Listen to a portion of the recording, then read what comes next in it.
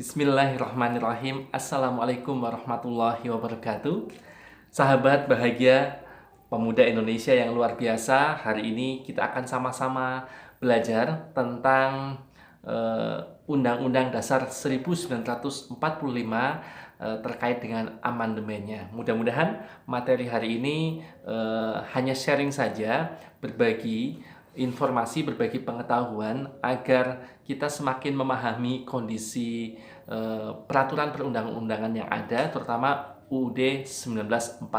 Sahabatku, Undang-Undang Dasar 1945 adalah sebagai hukum dasar yang dimiliki negara kita.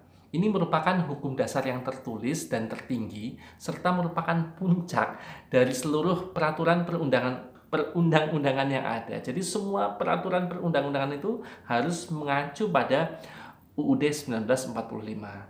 UUD 45 ini mengatur 4 hal dasar. Apa yang diatur? Yang pertama adalah prinsip kedaulatan rakyat dan negara hukum. Nah, prinsip-prinsipnya bagaimana? Yang kedua adalah adanya pembatasan kekuasaan organ-organ negara. Jadi perangkat-perangkat negara dibatasi kekuasaannya lewat UUD 1945. Yang ketiga, secara prinsip ini mengatur hubungan antar lembaga negara. Bagaimana hubungannya, koordinasi, perintah, pemeriksaan, dan seterusnya. Yang keempat adalah mengatur hubungan kekuasaan antar lembaga-lembaga negara dengan warga negaranya. Nah, sahabat yang berbahagia, dalam perjalanannya, Undang-Undang Dasar 1945 itu mengalami berbagai macam dinamika dan perubahan. Pertama, UUD 1945 ini ketika disahkan pada tanggal 18 Agustus 1945 itu berlaku, berjalan nih. Namun hanya sampai pada tanggal 27 Desember 1949. Kenapa? Saat itu adalah masa-masa peralihan. Republiknya itu belum tuntas, masih ada revolusi fisik, kemudian rongrongan dari para penjajah yang tidak mengakui kemerdekaan Indonesia, kemudian adanya praktek penyelenggaraan yang menyimpang menggunakan sistem parlementer. Jadi ada Perdana Menteri, padahal kita di amanat UUD 1945 itu menggunakan sistem presidensial. Nah, kemudian berjalannya waktu tahun 1949, tepatnya 27 Desember 1949 sampai 17 Agustus 1950, kita menggunakan konstitusi RIS, Republik Indonesia Serikat. Nah, ini merupakan propaganda mungkin ya, hasil para penjajah yang sebenarnya ingin memecah belah. Nah, kenapa? Karena Republik Indonesia Serikat, maka berbentuk serikat. Jadi banyak negara-negara bagian. Nah, namun negara-negara bagian ini kemudian beberapa tidak tunduk. Nah, akhirnya apa? Wibawa pemerintah pusat menjadi berkurang.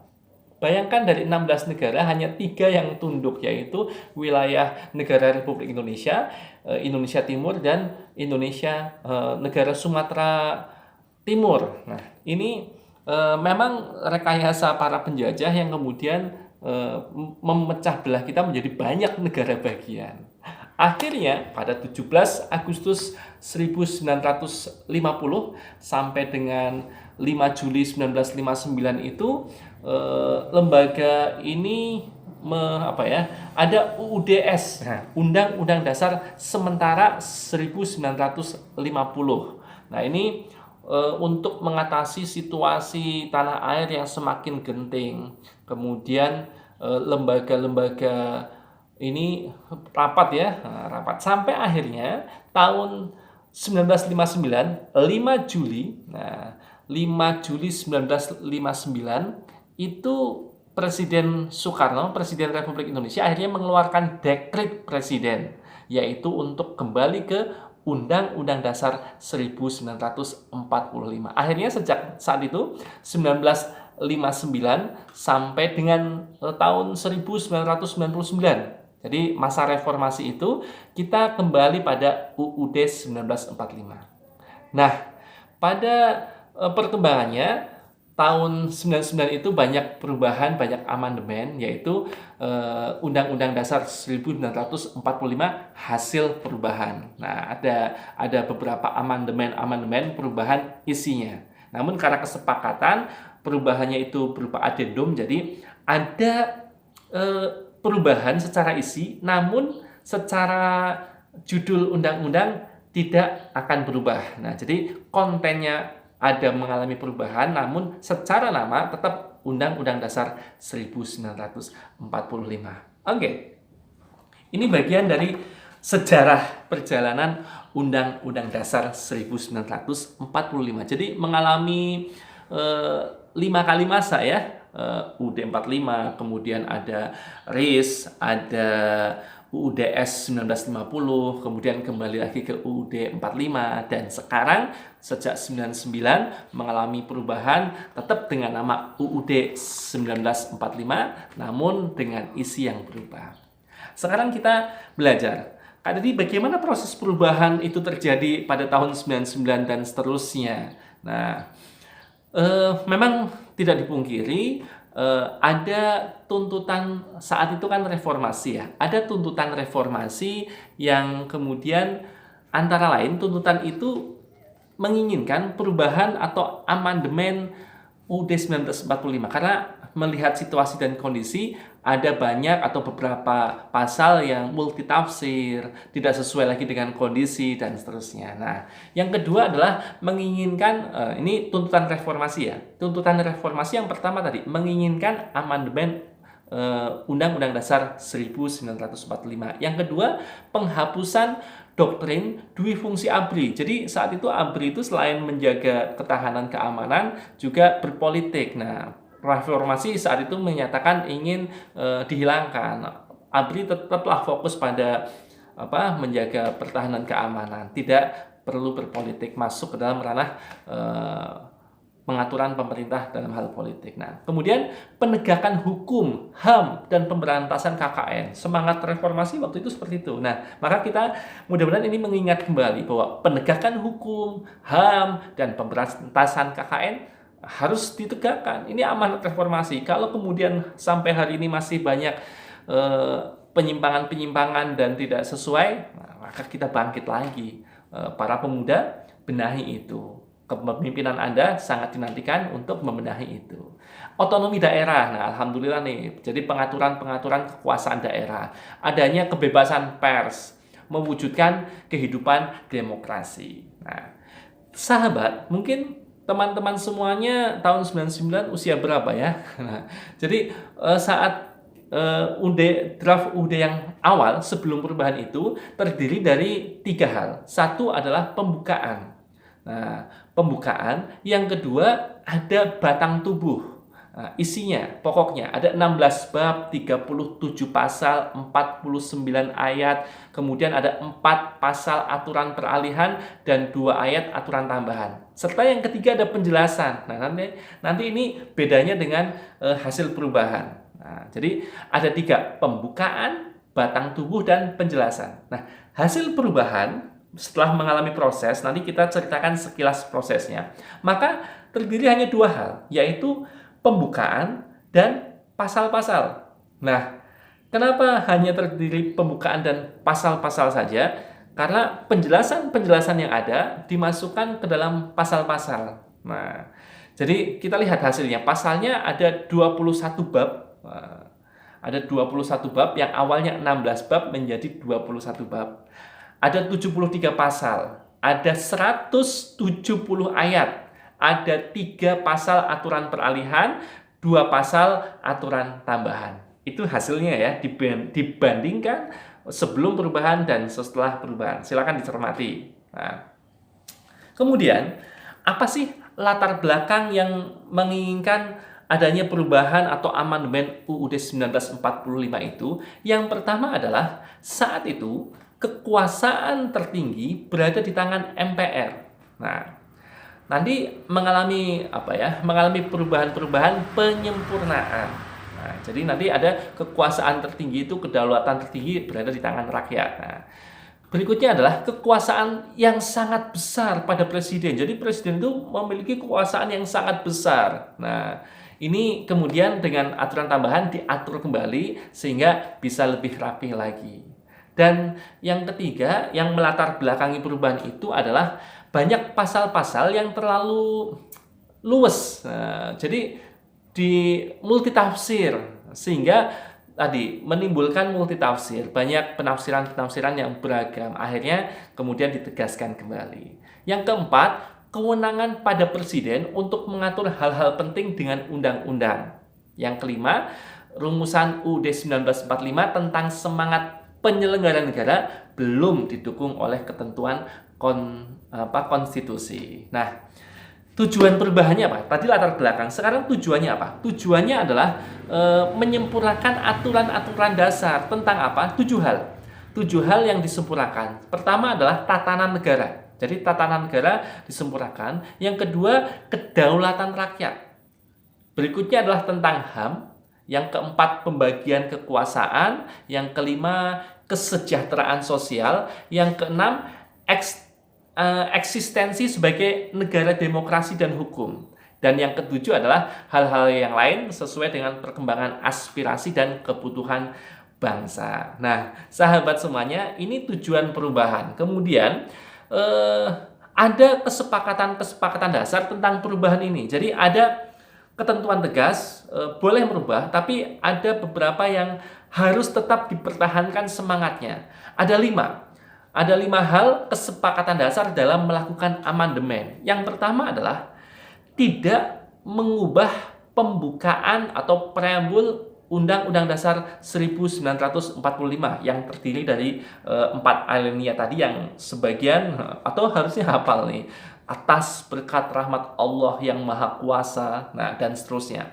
Ini tidak diubah, sepakat tidak ada perubahan.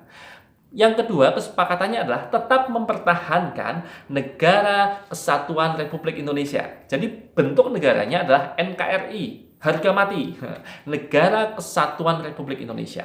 Tidak berubah lagi seperti dulu sejarah menjadi RIS, Republik Indonesia Serikat, dan seterusnya. Dan yang ketiga, mempertegas sistem presidensil. Nah, tidak lagi mengalami penyimpangan, nanti ada parlemen dan seterusnya. Oke, ya. Jadi yang ketiga adalah mempertegas aturan-aturan di dalamnya sistem presidensil. Yang keempat adalah penjelasan. Jadi pada draft lama itu sebelum perubahan ada penjelasan UUD. Nah, penjelasan Undang-Undang Dasar 1945 yang memuat hal-hal normatif akan dimasukkan ke dalam pasal-pasal. Nah, sehingga pasalnya bertambah jadi 73 pasal ya. Kemudian sahabat semua yang berbahagia, yang kelima, perubahan UUD 1945 ini dilakukan dengan cara adendum. Adendum itu ada perubahan isi konten namun sepakat untuk menggunakan nama atau judul yang sama, tetap Undang-Undang Dasar 1945.